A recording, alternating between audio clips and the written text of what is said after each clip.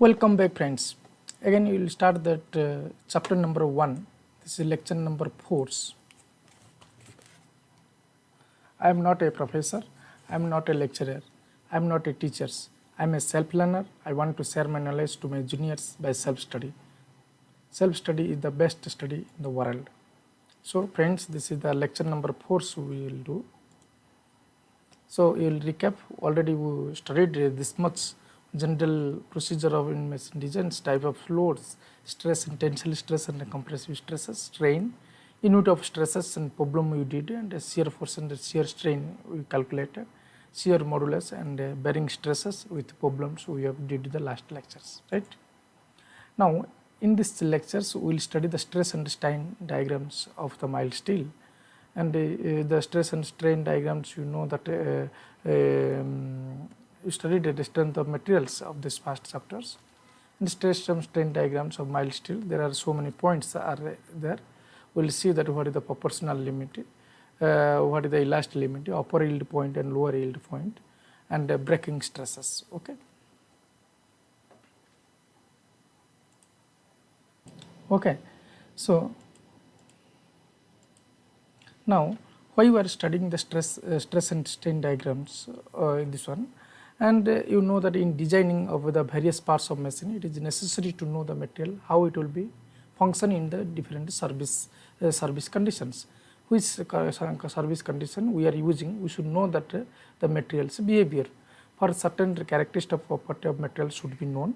This mechanical property most used in the mechanical engineering practice is most determined in the standard tensile stress. Tensile test specimens, it is most you will get so many usable property. This is used in the mechanical engineering. This is called the mechanical engineering properties, which are based on the standard tensile test. The test consists of gradually if you will apply the loads on the specimen of material, it will notice the corresponding loads and elongations of the up to the fractures. So if you will do the stress and strain diagrams, y-axis will take the stresses and elongation the strains will be in the x-axis. Then if you will apply the load, it will go like this, and various points will get, and will see that various points and corresponding points what is the stresses and strains we have to measure, and we have to know the property of the materials. Okay. So friends, the load is applied measure in the testing machine. The load actually that in testing machine that we are using, that is called the UTM machine, that UTM universal testing machine. Why we are calling the universal testing machine means, in the machine we can test the different types of materials. We can test the materials aluminum, steel, CFRP materials, composite material you can test, and you can plot. Suppose you can plot this y-axis load and extension, the change in length in x direction, and then if you load, you know that suppose this is a bar, you know that original length of this one, you know, suppose L is equal to original length, A is equal to original cross sectional area. Then if you apply the load like this, what will happen? If you apply the load, it will elongated, okay, it will elongated like that. If you plot like that, load versus elongations, it will show like this. Okay. So if load divided by original cross sectional area and elongation del L divided by original cross sectional area, then it will produce the strain, and it will give here the stresses. So finally we will get the stress and the strain diagrams. Okay. The load is applied and measured on the testing machine, and the stress is divided by the load divided by cross sectional area. Similarly, elongation is measured. We determine the amount of two reference points. Suppose you are applying this, this is a specimen, and this is two reference point, this is two reference point 1 and 2. Because of elongation, it is the reference point of 1 and 2 changes. So you know that what is the change in length you can measure, and subsequently load, what is the change in length. Suppose P1, suppose load you applied some 5 kg, P2 you applied 10 kg, 15 kg, corresponding 5 kg, what is the del L, corresponding 10 kg, what is the del L you have to do. Then each instant you have to divide it by the original length, then you will get the each instant the strain you will get, and similar thing, each load you can divide it by the cross sectional area, then you can know the each instant the stresses. Okay. The original distance between the two reference point is called the gauge length. Gauge length is called the original length also we are telling, this is the original length, and the distance between the two reference point is known as gauge length. Okay, remember that. What is the gauge length? The distance between two reference points which is taking for the calculating for the original length, that is called the reference distance, or that we can tell original length, or you can tell that is gauge length. The strain is determined by dividing the elongation value to the gauge length, or that is called original length. Okay, like this we can do. So friends, this is the one specimen where this is rectangular specimens. It looks like that.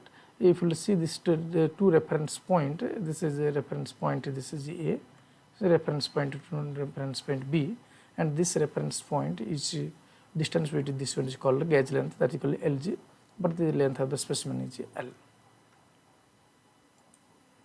So this is the round specimens. The round specimen, the cross sectional of this is the cross sectional, this one view, and this is the LG, this is gauge length.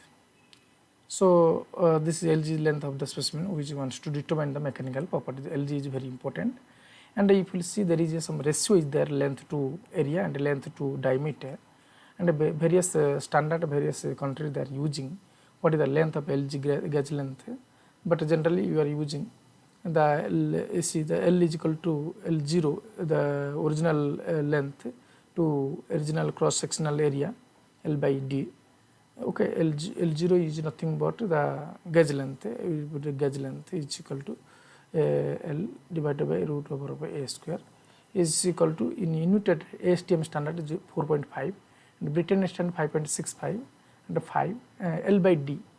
L by EP, that is circular rod, this is sheet. If this is sheet or rectangular, then you can use this formula. If this is a bar like this, okay, this is a suppose a circular bar, okay, if this is a circular bar, then this is L, okay, this L by D, ratio is 4 or 5, the Britain saying 5, okay, German 10 you are using. If the length, gauge length is more then this is good for uniform stress distributions. Okay,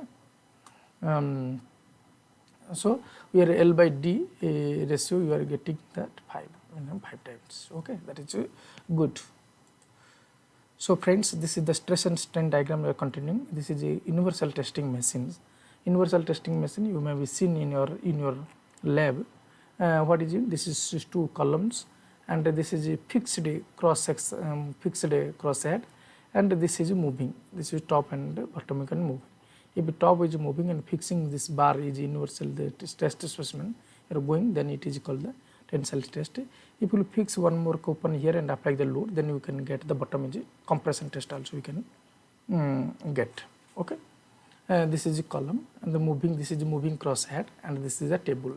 This is a actuator you are making. Then suppose this is a hydraulic, then your hydraulic load you are applying here. Okay, the actuator pneumometer is there. This is you can find out this press load how much you are applying, you can display here. Okay,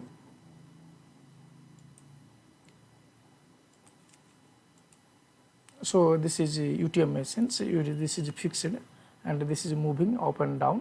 Okay, but you will fix your grip here and you will apply the load, tensile stress. Bottom it is compressive, and this is the controller. Here you can see that how much load you are applying, you can display here load, and displacement you can measure here. See, this is the specimens, this is UTM machine, and this is the grips. Okay, this is the grip, this is the columns, two columns, fixed columns, and this is movable. You will fix like this, then it will be tensile loads, and at a time and monitor you can plot the load versus deflections. So procedure of the tensile specimen, the end of a specimen is secure grip on the testing machine. There is a unit of applying load on the specimen with a hydraulic or mechanical drives. You can apply the load with a hydraulic or you can mechanical drive, that is screw driven, the displacement control. Okay, there must be some recording device by which you should be able to measure the final output form of load or stresses. There will be some displacement load cell is used to measure the loads, and the displacement transducer extension meter you can use for the measuring the extension at different interval of the time, and the stress and strain diagram is plotted with the following we followed. We will do here the test how it looks. Okay, I will show you the graphically how we will do the tensile stress space in this one. Okay. We'll use this machine to measure how much force we apply to the part, and before we plot the measurement, we'll divide the force by the cross-sectional area, and this way we'll be drawing a picture of the stress. We'll use this other device to measure how much the part stretches. We'll take the change of length and divide by the original 2-inch length, and that way we'll be measuring strain. Let's start our experiment and see what the graph looks like. Okay, the stress is starting to rise. The bar is straining. Look at that straight line form. There must be a linear relationship between stress and strain. No, wait, something's happening. It's not a straight line anymore. The stress is going down. No, wait, it's going up again. Now it's leveling off. Okay, it looks like it's peaked. Oh, look at the bar. The bar is getting narrower. The stress-strain curve is going down. And wow, did you hear that bang? The bar has broken. Wow, that was really neat. What we have here is a pretty important diagram, a stress-strain diagram. There are some pretty cool things hiding in this diagram. Let me know if you want to talk about some of them. Okay friends, how the stress and strain diagrams come in the mild steels? It is like that it has come. Okay.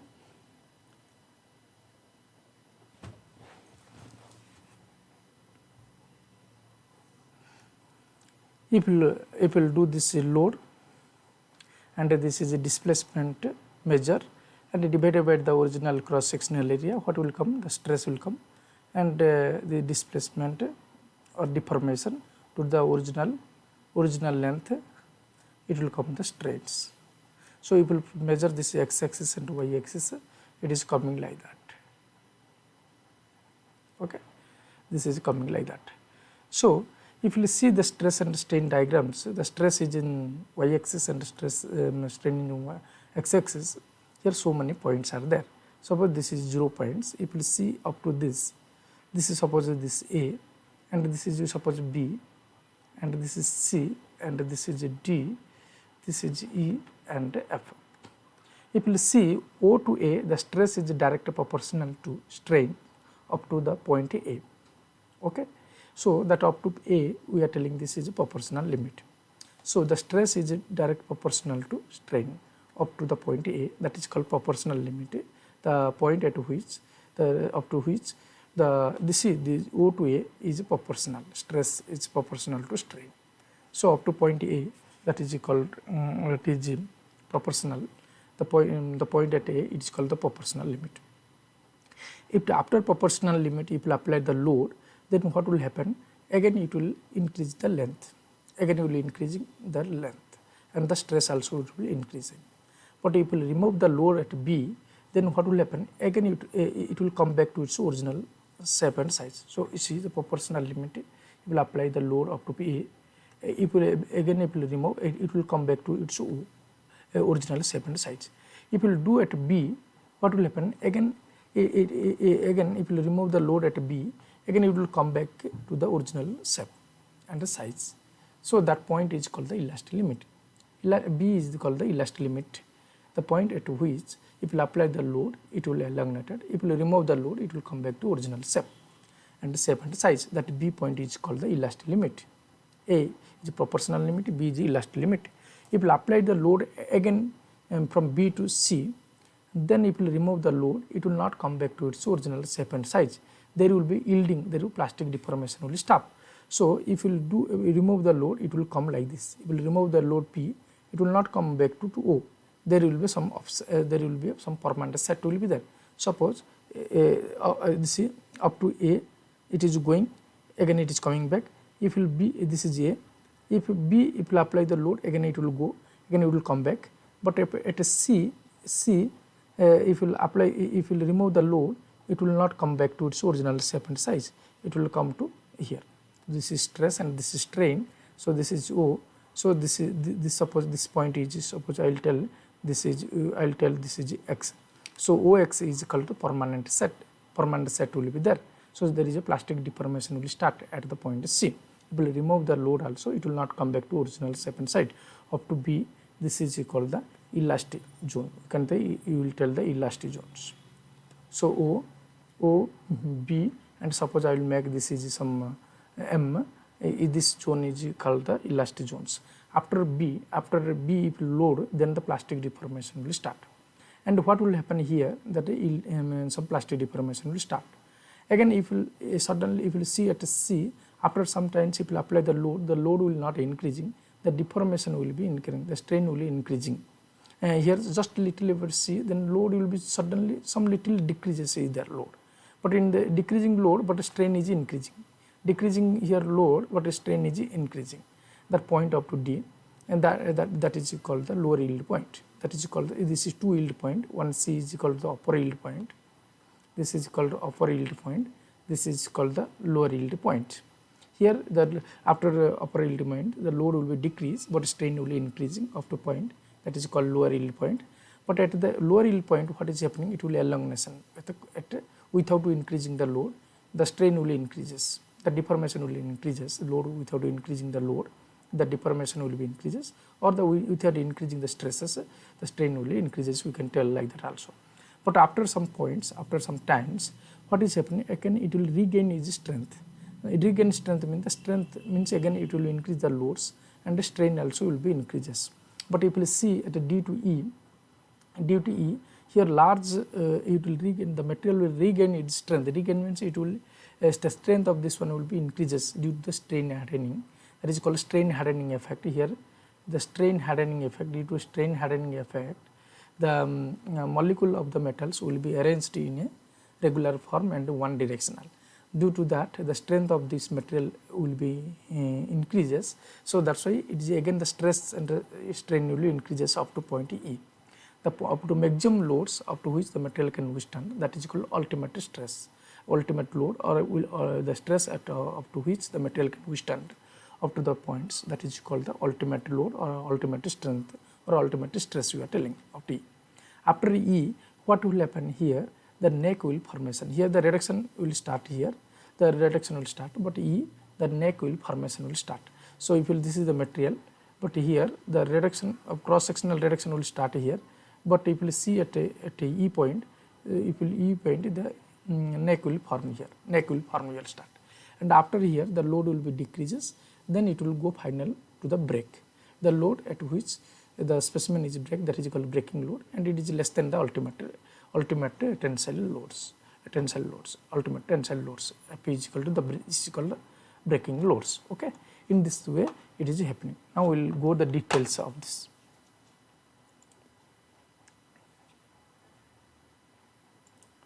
So friends, the value of stress and corresponding strains are used to the stress and strain diagrams. And the stress strain diagram mild steel under universal tensile specimen I already shown, and I will again will do. There are various points are there, one proportional limit, elastic limit, yield point, and ultimate stress and breaking stress. This is 5 points are there, but there yield is 2 types, one is upper yield and one is lower yield.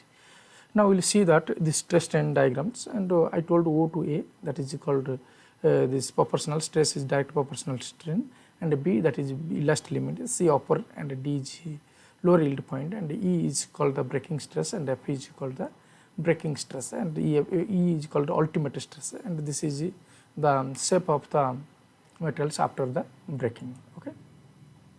Proportional limit, we see that from the point O to A is a straight line which represents stress is proportional to strains, right? The stress is proportional to strain. Beyond A, the curve is slightly deviated from the straight. After B, it is slightly deviated, but the stress is proportional to strain A. Okay. Thus, it obeys the Hooke's law up to good point A. The Hooke's law is hold up to proportional limit, and that is called the its point up to hold A. Then that is called the proportional limit. It defines as stress which the stress curve begins to deviate is known as deviate and begins to deviate from the straight line is known as the proportional limit. Okay. So elastic limit, what if after this A is equal to proportional limit, if the load is increases beyond the A up to the B, which is deviated from the straight line, and the material will, if you remove the load, it will regain its shape and size after removing of the loads. If will B at the point, if you load the after A, if you load the, if you apply the stresses, it will elongate, it will strain will be happen, but after B, if you remove the load, it will come back to its original shape O. Okay, this means the material has a elastic property up to B. This point is known as the elastic limit. This point is known as the elastic limit. It is defined as stress developed by material without permanent set. Note that since above two limits are very close to each other, therefore in particular purpose these are taken to the equal. So sometimes the books, the Hooke's law stress that stress is directly proportional to strain within elastic limit, or it can tell that it is proportional limit. No problem, they are very close to each others. Okay. So if you see yield point, there are two yield points, upper yield point and lower yield point. If the material is stressed beyond the point B, means after elastic limit, their plastic stage will be reached. Plastic stage will be reached. If you removing the load, the material will not able to recover its original shape and size. So after the B elastic limit, then a plastic stage will start. Okay. Later Carlson was told that beyond the B, the strain increases at a faster rate with increasing the stress until the point C. So if you see here, after B, without a little increasing the load, the strain will increasing very faster rates. Okay, up to point C. At the point the material will yield before the loads, yields before the load. This is appreciable strain without any increase in the stresses. Means it yielding happen, means the load will increasing less, but the strain will increasing very faster. So that is called the yielding. Means failure will start of the materials. But in case of mild steel, it will be seen that a smaller load will drop to the D immediately after the yielding comes. Since there is two yield points after point C, there is suddenly just a little decrease in the load, but a strain will be increases. The point and C and D is called the upper and yield, upper point and upper yield point and lower yield point. The corresponding points is called the yield point of the stresses. Okay, so in that. So if you see the ultimate state at D, if you see that at D, the specimen regains some strength because of the strain hardening effect. Means the molecules will be arranged in a regular form, and so that the strength of in that direction will be increases. So that due to strain hardening effect, the strength of the material here it will increases. At the D, the specimen regains some strength and a higher value of stress required to the higher strengths. Then those point and A and D, the stress increases till the point at E reached. Okay, E reached. The gradually increasing the strain of the specimen followed by uniform reduction of the cross sectional area here. Here the cross sectional area will be decreases. Okay. The work done during the sketch of specimen, the transfer from large into the heat and specimen become the hot. Here the because of work done stretching of the specimen, the larger number of heat and the specimen become the hot, and this is also called a hot point of the stress and strain diagrams. E is equal, since the maximum energy it will be transferred to the heat energy. Okay, at E the stress which is the maximum value of which known as the ultimate stress, the stress at which attain the maximum value is known as the ultimate stress, that E. It is defined the largest stress obtained by dividing by the largest value of the load reaches at the point to the original cross sectional area of the specimen, that is called the ultimate stresses. Okay. Now breaking stresses, what the breaking after the specimen has reached the ultimate stresses, a neck is formed. The neck will form. Neck means this is a reduction, larger cross sectional area will be reduction. So the neck form which decreases the cross sectional area of the specimen. Little consideration will show that stress are necessary to break if the specimen is less than the maximum stresses. Okay, maximum stresses is less than the maximum stresses. Okay, breaking stress it is less than the ultimate stresses. Okay, I already told that time. The stress is therefore reduced until the specimen breaks at the point F. The stress corresponding to the F is known as the breaking stresses. Okay, corresponding stresses at point F is equal to breaking stresses. So this is the neck formation, means it is a reduction of cross sectional drastically, and during the fracture it will be here, but it is a failing of the ductile material like this it will fail. Okay, the cup and cone shape. This is a cup and cone. This is failure is a cup and cone. Okay, this is a failure of the mild steel.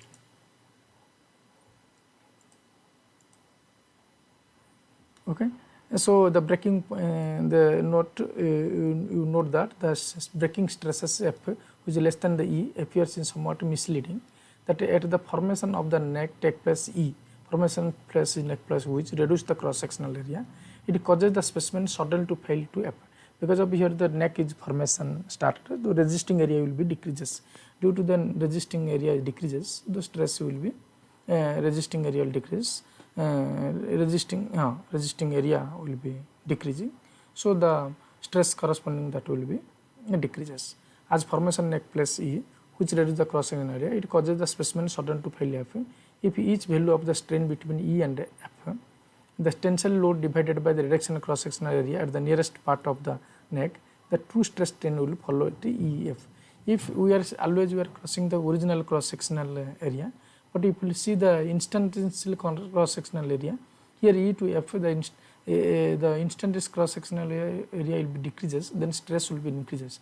Actually, if in the true and strain diagram if we do instantaneous cross sectional load divided by instantaneous area, then that will be the cross section, that will be, it will give the true stress strain diagram. So you will study it in the B level. Okay.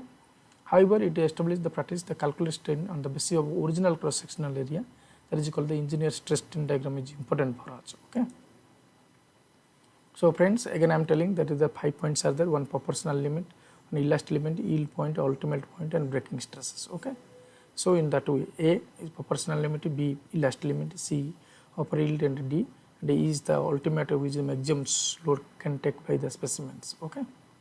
The original distance between two reference point is called the gauge length. Okay.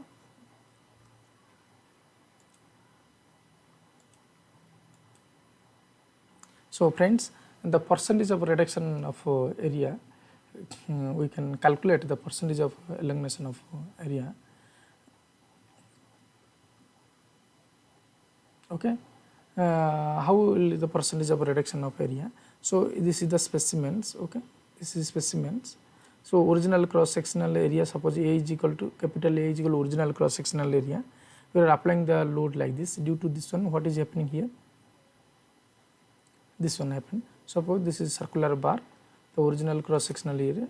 If we apply the load like this, so what will happen? The area of cross sectional, suppose A is equal to small than that A is cross section at the neck, then the reduction of area will be A minus A.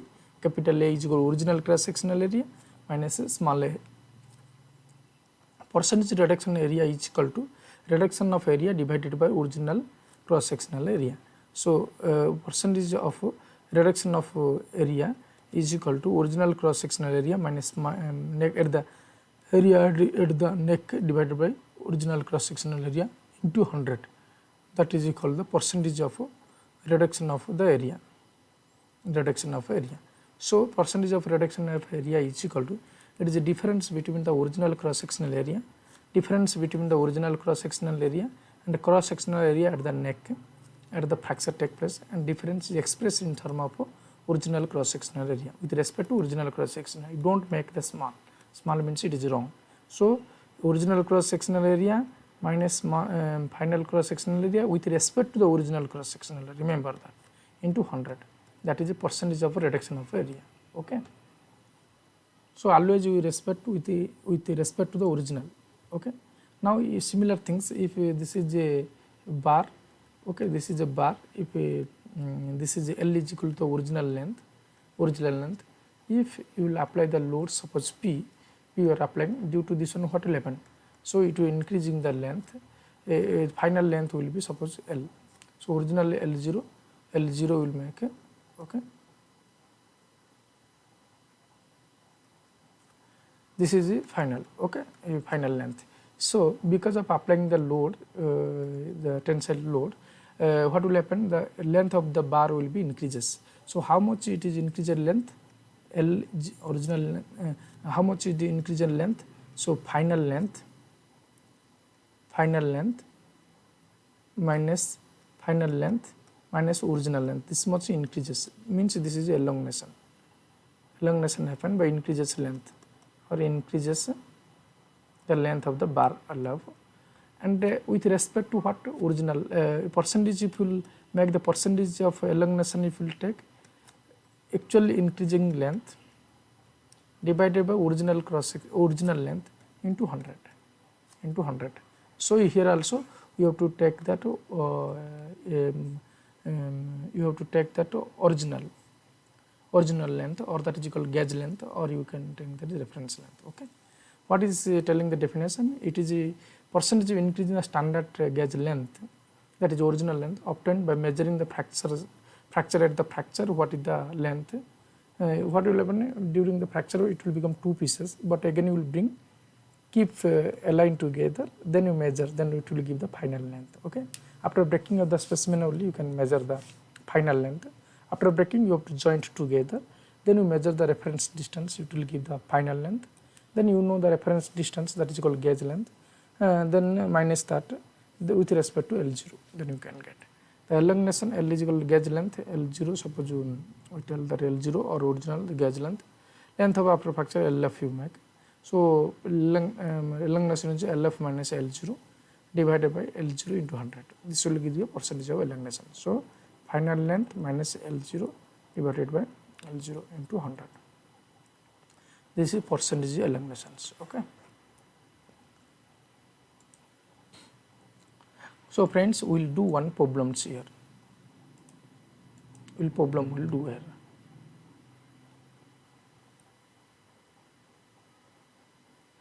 What is coming here? A mild steel rod of 12 diameter. He has given diameter is equal to 12 mm.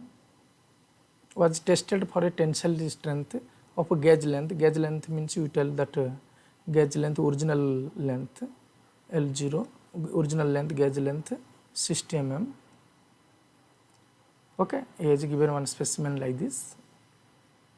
Okay, he has given that original length, the gauge length he has given, and this is given the diameters 12 mm, and he is given the final length. He is given 8 mm after the breaking.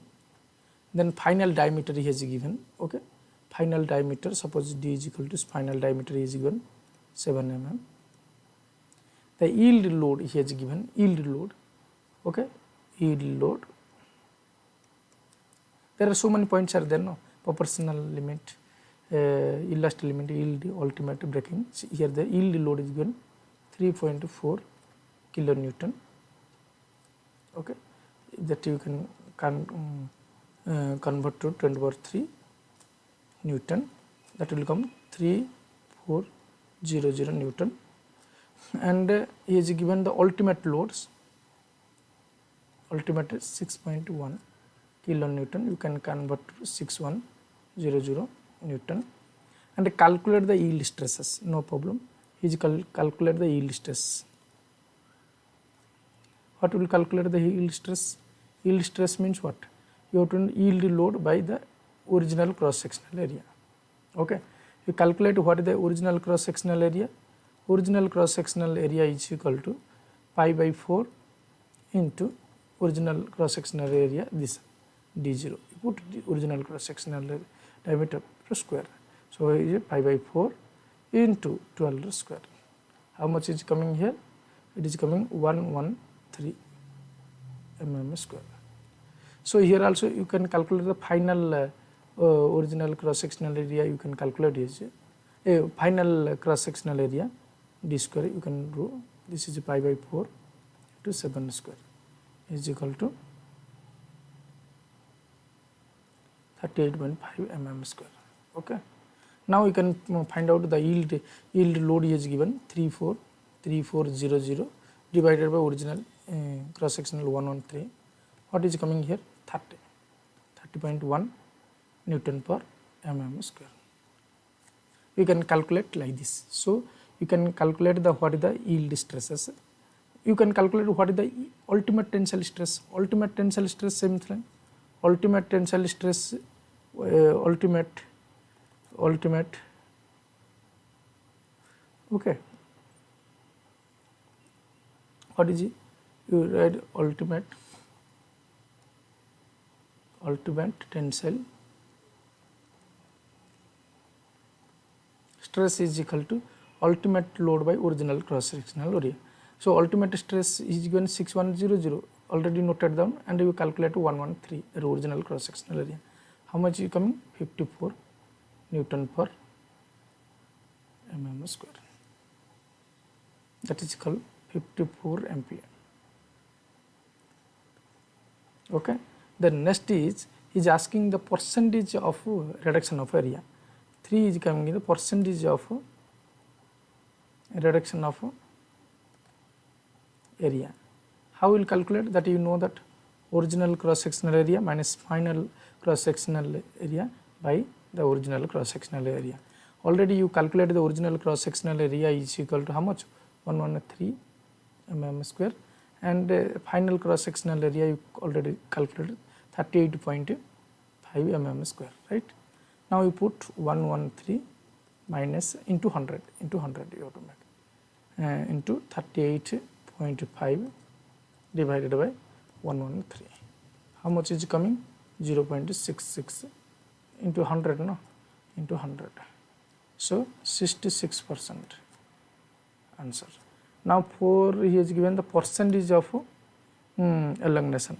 What is the percentage of elongation is equal to final length minus original length divided by original length.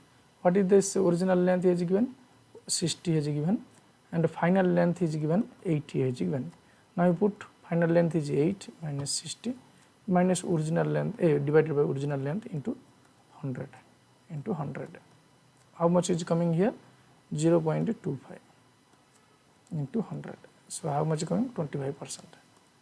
That is the percentage of elongation is equal to, it is coming around 25%. Okay. In this way you can do the problems.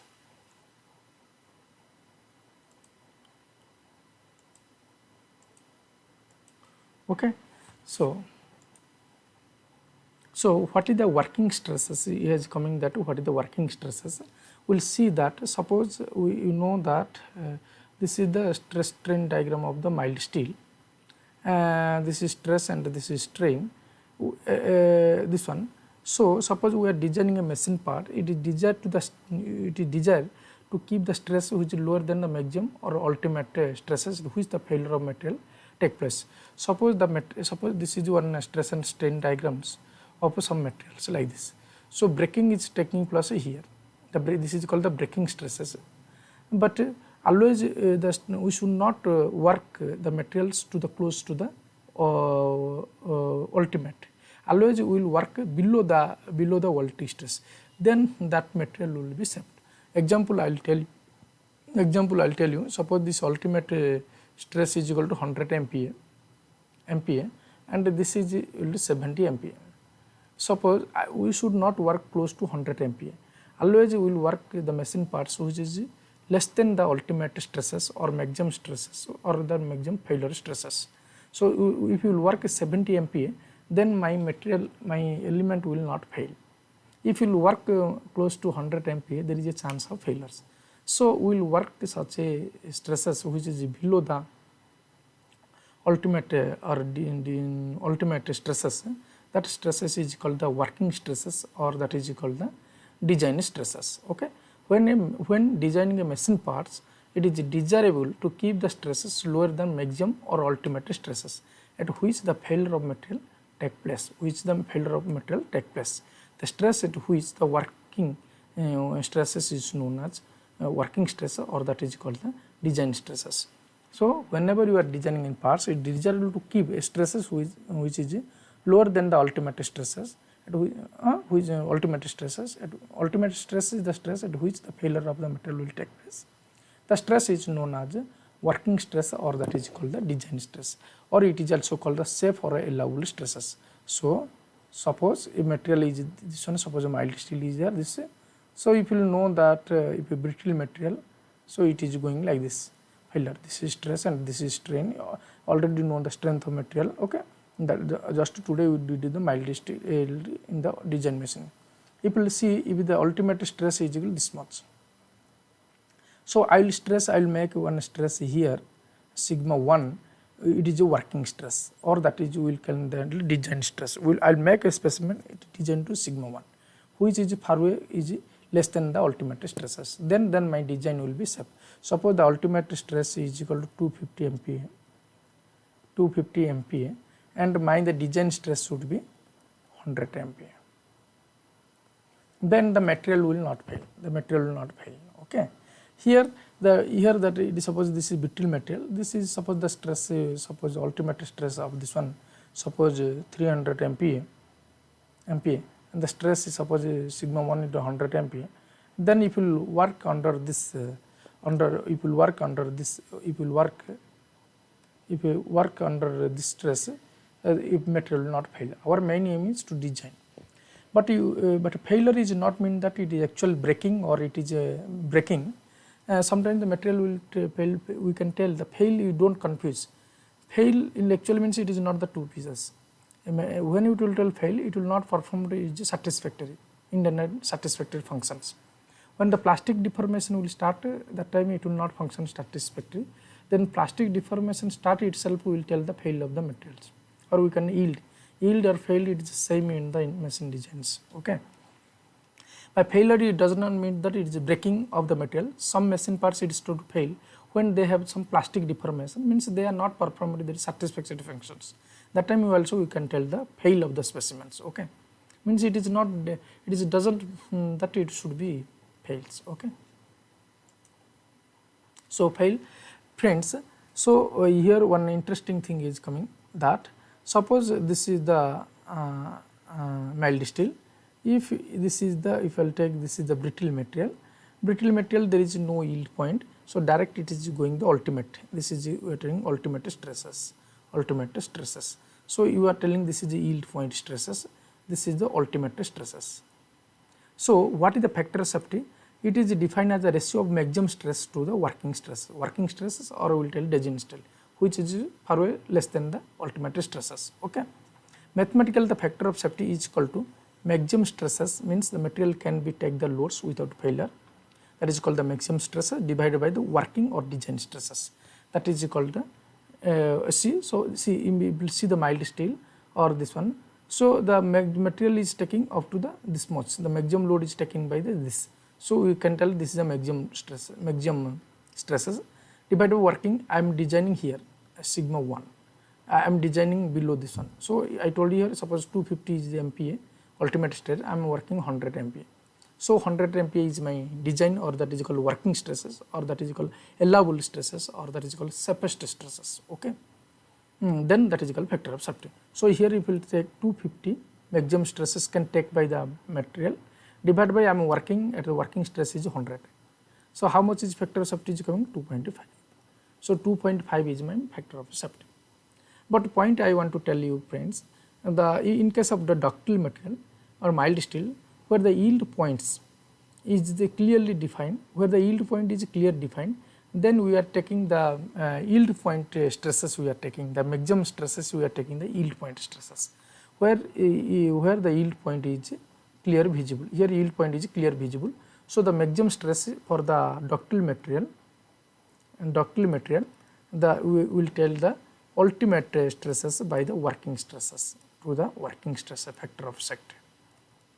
But if you see the brittle material, there is no clear cut of yield stress. That time we will take the maximum stress is equal to ultimate stresses sigma y by the working stresses, okay. In this scenario you have to take. So again I am telling here that if in case of ductile material or mild steel, where the yield point is clear defined, the factor safety is based on the yield point, okay, not maximum stresses. The maximum stresses is equal to here yield. The factor safety is equal to the yield point stresses to the working or design stresses. Means I want to tell you here that suppose this is the mild steel and clear defined the yield point. This is the sigma y. I am not taking the ultimate stresses, since y means that is sigma yield, that is the plastic deformation is starting. Once the plastic deformation is started, the material will not function, it is satisfactory. That is why we are taking the yield stresses, and I am taking sigma 1, that is called working stresses. Below that we have to work. If you work below that, then the material will not fail. So here the yield point is sigma y by the sigma w working stresses, okay. In case of brittle material, if you see the brittle material, brittle material, it is fairly like this. Okay, so yield point is not clearly visible, so you are taking ultimate stresses. I will work here one double working stresses. So below the stresses you are working, then failure will not fail. So failure will not happen. In case of brittle material, the cast iron, the yield point is not well defined as like ductile material. Therefore, the factor of safety we are is based on the ultimate stresses. The factor of safety is known as ultimate stresses by working stresses, or that is sigma ultimate stress by double. So factor of safety always greater than 1.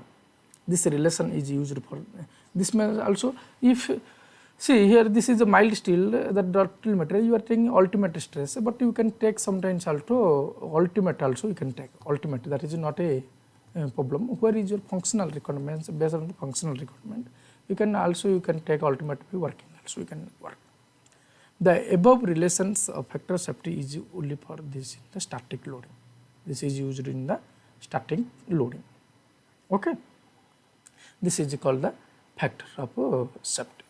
So here today we will close. Tomorrow we will see the why the factor of safety is important, how it is been used, how it is very important. Okay. Next we will see that mechanical properties of the material. Thank you. Till then, bye.